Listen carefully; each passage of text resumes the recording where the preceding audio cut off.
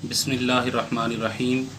الصلاۃ والسلام علیک یا سیدی یا رسول اللہ وعلی آلک و اصحابک یا سیدی یا حبیب اللہ۔ بعد از حمد و صلوات شاہی اسلامک ٹی وی کے ناظرین، آج میں آپ کو عشرہ مبشرہ صحابہ کرام رضی اللہ تعالی عنہم میں سے حضرت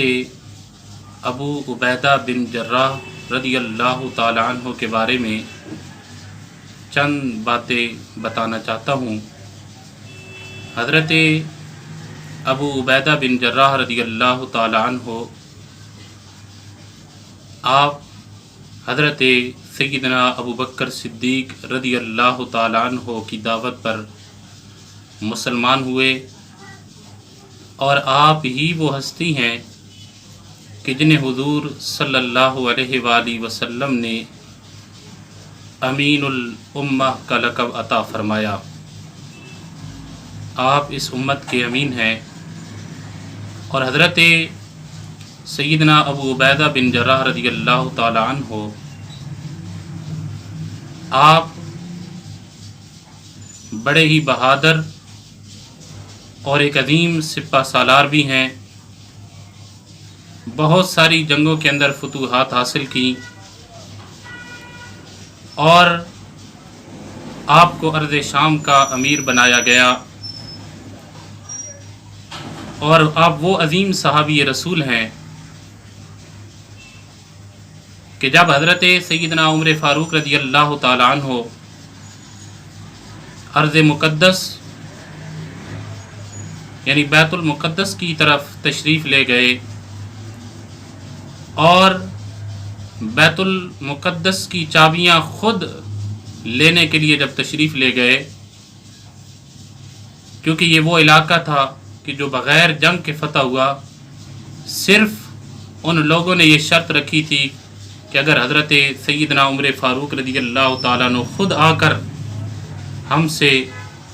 بیت المقدس کی چابیاں لیں گے تو ہم ان کے ساتھ خود معاہدہ کریں گے۔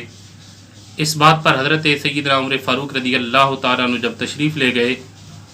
جب بیت المقدس کے قریب پہنچے تو بہت سارے سوار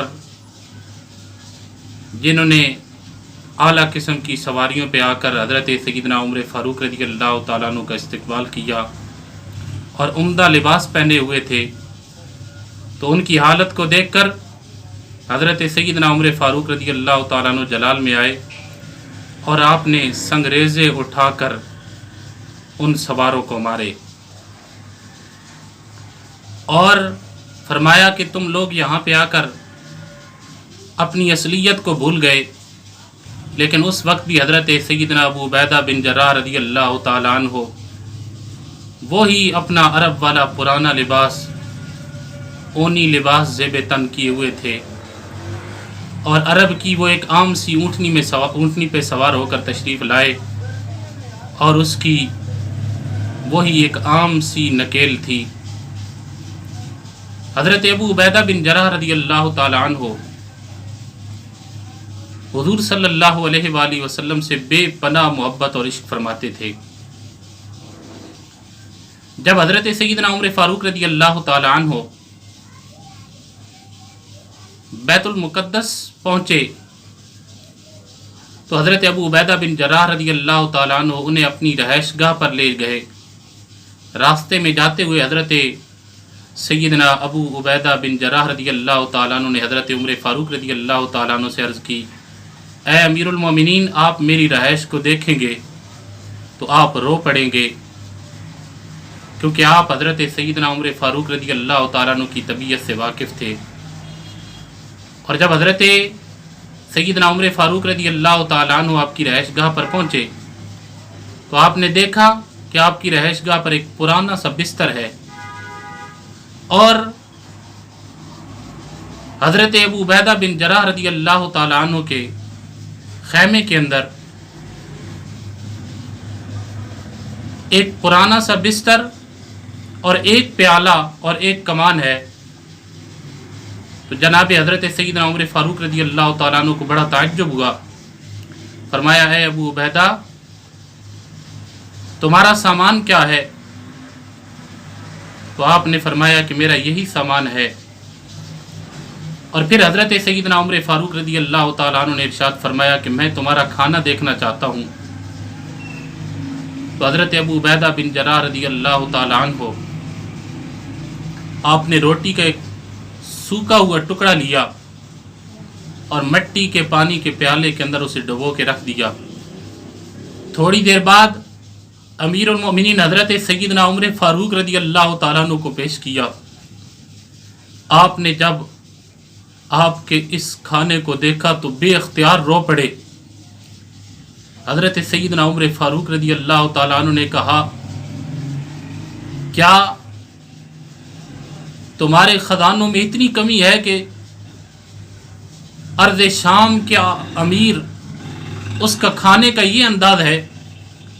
حضرت سیدنا ابو عبیدہ بن جراح رضی اللہ تعالیٰ عنہ نے جواب دیتے ہوئے عرض کیا، یا امیر المؤمنین، میں نے اپنے محسن سے یہ وعدہ کیا تھا، حضور اقدس صلی اللہ علیہ وآلہ وسلم سے میں نے یہ وعدہ کیا تھا کہ جب آپ تشریف لے گئے تو میں نے عرض کیا، آقا جس حال میں آپ مجھے چھوڑ کر جا رہے ہیں میں اسی حال میں آپ سے آ کے ملوں گا۔ تو اس وقت میرا کھانا یہی تھا، میرا سامان یہی تھا، لہذا میں نے اس سامان کو بڑھانا پسند نہیں کیا، اسی سامان کے ساتھ زندگی گزاروں گا، ایسے ہی کھانے کے ساتھ زندگی گزاروں گا اور اپنے آقا سے جا ملوں گا۔ یہ وہ عظیم صحابی رسول ہیں۔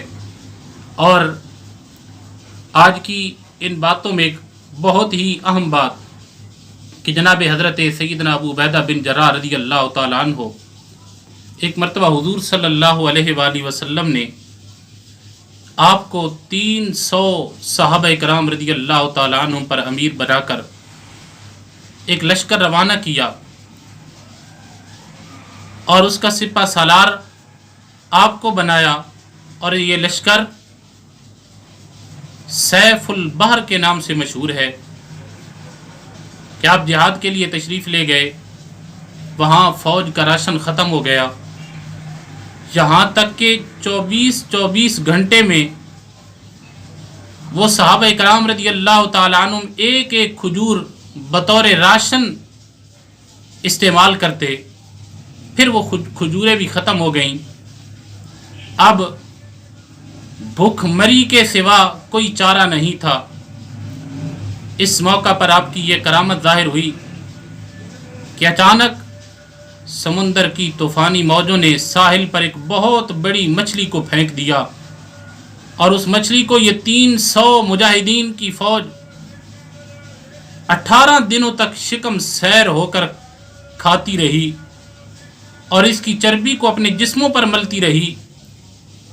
یہاں تک یہ سب لوگ تندرست ہو گئے اور خوب فربا ہو گئے۔ پھر چلتے وقت اس مچھلی کا گوشت کا کچھ حصہ اپنے ساتھ لے کر مدینہ منورہ واپس لوٹے، اور حضور اقدس صلی اللہ علیہ وآلہ وسلم کی خدمت میں بھی اسے پیش کیا، جس کو آپ صلی اللہ علیہ وآلہ وسلم نے تناول فرمایا اور ارشاد فرمایا کہ اس مچھلی کو اللہ تعالیٰ نے تمہارا رزق بنا کر بھیج دیا۔ یہ مچھلی کتنی بڑی تھی، لوگوں کو اس کا اندازہ بتانے کے لیے امیر لشکر حضرت ابو عبیدہ بن جراح رضی اللہ تعالیٰ عنہ نے حکم دیا کہ اس مچھلی کی 2 پسلیوں کو زمین میں گاڑ دیں۔